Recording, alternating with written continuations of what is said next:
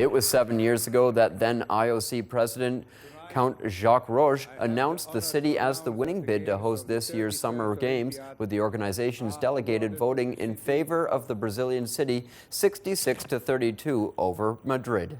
Chicago and Tokyo also had hopes of hosting, but were eliminated after the first round of the selection process.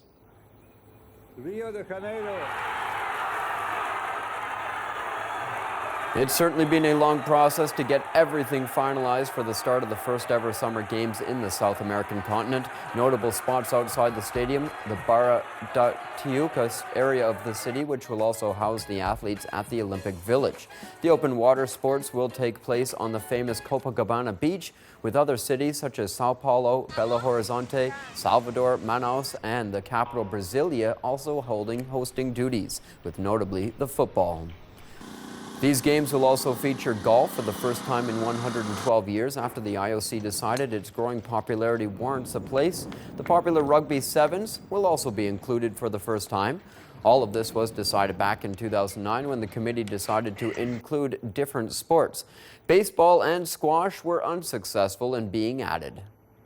And though rugby has not been featured in the Olympics since the 1924 Summer Games in any form, but the IOC chose to reintroduce the seven-a-side version of the sport for these games for both men and women.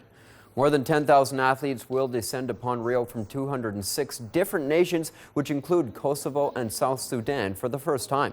The European migrant crisis has led to the creation of the team of refugee athletes, which will compete under the Olympic flag and welcome those from war-torn countries seeking asylum.